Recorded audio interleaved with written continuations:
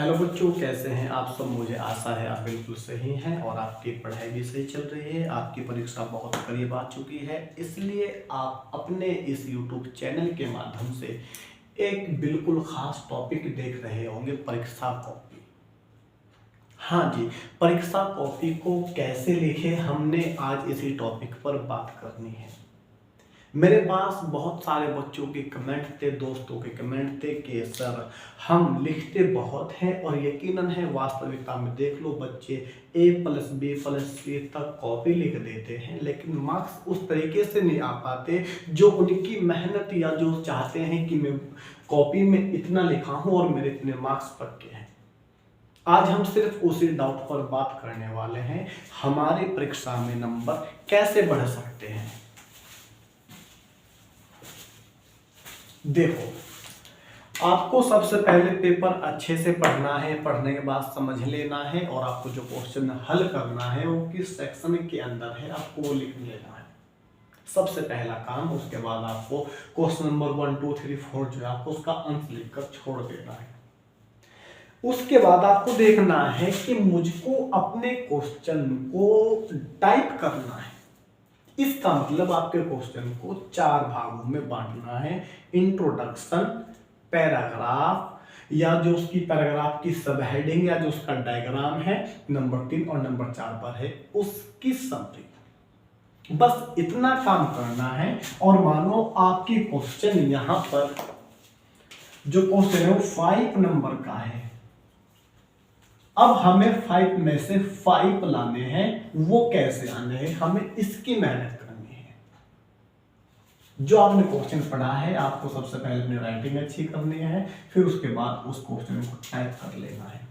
अब देखते हैं हम अपने इस टाइप के माध्यम से हम इसको कैसे पढ़ते हैं। देखो, आपको किसी भी क्वेश्चन का इंट्रोडक्शन लिखना है।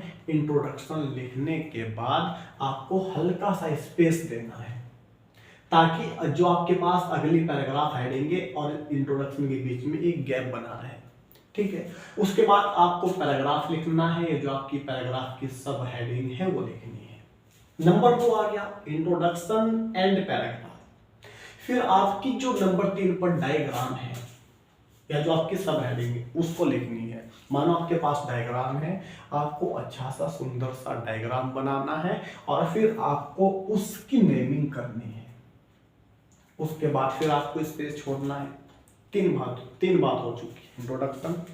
इंट्रोडक्शन के बाद आपको स्पेस छोड़ने के बाद कुछ जगह छोड़ने के बाद फिर आपको पैराग्राफ लिखना है। नंबर 2, पैराग्राफ के अंदर का आपकी सब हेडिंग है या आपका डायग्राम है, ये नंबर 3। फिर आपको थोड़ा सा स्पेस या जगह छोड़ने के बाद फिर आपकी जो सब हेडिंग है उसके अंदर कुछ आपको और लिखना है या आपको जो आपने नेमिंग करनी है आपको इसके बारे में कुछ लिखना है, आप वो नंबर 3 में आराम से लिख सकते हैं। उसके बाद आपके पास आती है नंबर 4 समरी। जो आपने अब तक इस क्वेश्चन में लिखा है वो आप यहाँ पर लिख देंगे आराम से, तो आपकी इस पूरे क्वेश्चन की निचोड़ की समरी आ जाएगी। नंबर 1 बात आपकी हो चुकी है। नंबर 2, जब आप कोई हेडिंग डालेंगे तो उसको आपको अच्छे से प्रॉपर हेडिंग बनानी है, यानी आपको उसको अंडरलाइन करनी है। नंबर 2 आपकी बात हो चुकी है। नंबर 3 बात है जब आप कोई पैराग्राफ लिखे या इंट्रोडक्शन लिखे या कोई समरी लिखे, आपको लगता है कि इस क्वेश्चन के अंदर कोई साफ आपके याद बिल्कुल क्लियर सन है या कोई डेट नेम याद है या आपका कोई भी साइंटिस्ट नेम याद है, आप उसको अंडरलाइन भी कर सकते हैं, आप उसको ब्रैकेट भी कर सकते हैं और आप उसको किसी अन्य या दूसरे पेन से भी लिख सकते हैं। याद रखें, आपको green pen and red pen का यूज नहीं करना है या कोई ऐसा पेन जो आपकी राइटिंग को खराब या भद्दी महसूस कराए। अच्छी साफ सुथरी राइटिंग करनी है। ठीक, आपकी नंबर 3 बातें हो चुकी है। नंबर 4 अगर आप मानो तो आपको यहाँ पर पूरा क्वेश्चन लिखने के बाद हल्का सा डार्क मार्क लगाना है ताकि ये पता चले कि जो आपके यहाँ से क्वेश्चन शुरू हुआ था यहाँ पर खत्म हो चुका है। अब आपका यहाँ पर NQ का मतलब न्यू क्वेश्चन शुरू हो चुका है। ये थी आपके पास में लिखने का तरीका। अब हम इसकी मार्किंग कर लेते हैं, हमारे पास में कितने मार्क्स बैठ रहे। जब आप अच्छा सा इंट्रोडक्शन लिखेंगे तो आपके पास में आप उसका अच्छा सा इंट्रोडक्शन के बाद आप उसके बारे में 1 2 4 10 लाइन लिखेंगे तो इतना लिखने पर 1 मार्क्स आपका साफ बैठ गया। उसके बाद आपने पैराग्राफ लिखा, मानो कोई टीचर आपके पास ऐसा है कि उसको नंबर कम देना है, उसने आपको आधा नंबर दिया, कोई नहीं, फिर उसने डायग्राम पर नजर मारी, डायग्राम पर उसने बिल्कुल कम नंबर दिए, पूरे कंजूस होकर सिर्फ 1 नंबर। घबराना नहीं, पूरे 5 हो जाएंगे कि वो कंजूसी से नंबर भी दे रहे हैं कोई भी टीचर। फिर उसने आपके उसके बारे में सब हेडिंग जो आपने लिख रखी है यहाँ, उसने आपको यहाँ के नंबर दे दिया। फिर उसने समरी भी पढ़ी, 1 नंबर उसने यहाँ दे दिया। जो आपने अलग से लिख रखा था थोड़ा नोट में या कुछ और करके, वो उसने अपना आधा नंबर यहाँ आ गया। अब इनको गिन लेते हैं, इतने में आपके 5 हो जाएंगे। 1 और 1 2 और 3 और 4, 4 नंबर हो चुके हैं। आधा और आधा पूरा 5, बटे बाय बटे आपके मार्क्स आ चुके हैं। सिर्फ इसी तरीके से आपको लिखना है और आप अपने मार्क्स में एक बढ़ोतरी रफ्तार बढ़ा सकते हैं।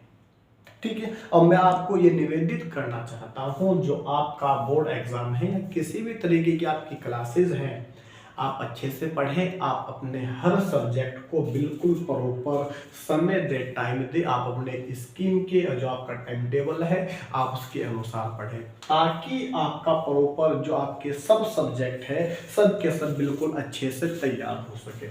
हाँ, जो आपके सब्जेक्ट लगता है कुछ लेंथी है या लंबे हैं, जिनको ज़्यादा पढ़ना चाहिए, जैसे केमिस्ट्री है, फिजिक्स, केमिस्ट्री, बायोलॉजी है या मैथ्स है, आप उनको अलग से भी समय से, ताकि आपकी परसेंटेज अच्छी हो जाए। ऐसा बिल्कुल ना करें आप सिर्फ 1 2 सब्जेक्ट को ही फोकस देकर रखें, बाकी सब्जेक्ट आपके कम रहेंगे, ऐसा बिल्कुल नहीं करना है। आपको हर सब्जेक्ट को प्रॉपर पढ़ना है। अब आपके पास वो समय आ चुका है, अच्छे से मेहनत करें। मुझे उम्मीद है कि आपके पास ये वीडियो बिल्कुल हेल्पफुल रहेगी और आपकी जो परीक्षा है और जो आपकी नंबरिंग है बिल्कुल आप यहाँ तक पहुँच पाएंगे। मैं आपको लास्ट में ये बात बता देता हूँ, ये जो मैं आपके पास में मार्का बनाया हूँ, ये जो फॉर्मूलेशन है, अगर आप इसको अपनाएंगे आपके 30% मार्क्स की वृद्धि होगी। मैं इसलिए कह रहा हूँ क्योंकि ये मैंने बिल्कुल अपनाया है।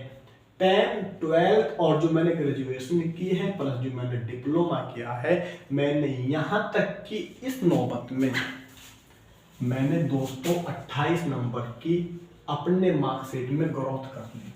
सिर्फ मेरा खुद का तजुर्बा है, self introduction and self summary है मेरी, जो मैं आज आपके पास में शेयर कर रहा हूँ। इसलिए आपको कह रहा हूँ, अगर वीडियो अच्छी लग रही है, पसंद आ रही है, तो आप अपने दोस्तों को भी इसको शेयर करें और अपने YouTube चैनल को लाइक और सब्सक्राइब भी करें। हम इसके साथ साथ आपको 9वीं 10वीं 11वीं और 12वीं की साइंस एंड बायो और केमिस्ट्री पढ़ाते हैं। आपको इन सब्जेक्ट में सबसे पहले किस टॉपिक पर वीडियो चाहिए या आपका अब तक कौन सा टॉपिक छूटा हुआ है, अगर आप उनको क्लियर कराना चाहते हैं तो आप हमें अपने इस प्यारे से YouTube चैनल के अंदर आप अपना प्यारा सा कमेंट एंड नाम डालकर बताएं कि सर हमें सबसे पहले इस टॉपिक पर वीडियो चाहिए। ठीक है, मुझे आशा है ये बातें आपकी बिल्कुल समझ में आ रही होंगी और आप इसको अपना कर अपनी मार्कशीट में बिल्कुल जरूर वृद्धि करेंगे। घबराना नहीं है, बिल्कुल परेशान नहीं होना है, बोर्ड परीक्षा ही आराम से पास हो जाएंगे। मैं आपको बस ये विनती देना चाहता हूँ, बहुत से आजकल यूट्यूब चैनल ऐसे हैं, ऐसे बोलते हैं कि जिन्होंने वर्ष भर नहीं पढ़ा, परीक्षा से 2 दिन पहले पढ़ो, आप इतने मार्क्स ले आओगे, 95 मार्क्स ले आओगे। कई बार तो ऐसा लगता है कि बोर्ड परीक्षा को छोड़, कॉलेज को छोड़कर ये YouTube चैनल पर मार्कशीट बांटने लगे हैं। कोई टीचर YouTube पर ये कहता ही नहीं, जो अपना सब्सक्राइब बढ़ाना चाहता है, कि ऐसे करो। अच्छा टीचर आपको सलाह देगा कि आप पढ़ें, पढ़ने के बाद राइटिंग पर ध्यान दें और क्वेश्चन को लिखने का तरीका करें, ताकि आपकी प्रेजेंट क्लास एंड जो आपके आफ्टर पासिंग क्लास है उसमें भी आपका इसका सही सहयोग बेनिफिट आपको प्राप्त हो चुका है। इसलिए मैं आपसे निवेदन कर रहा हूं, आप अपने इस चैनल को लाइक शेयर भी करें और सब्सक्राइब भी करें। आपको सबसे पहले किस टॉपिक पर वीडियो चाहिए आप हमें अपना वो भी बता दें। अब इस टॉपिक के साथ साथ अब तक सिर्फ इतना ही, मिलते हैं किसी और नई वीडियो के लिए। जब तक के लिए धन्यवाद, थैंक यू, जय हिंद।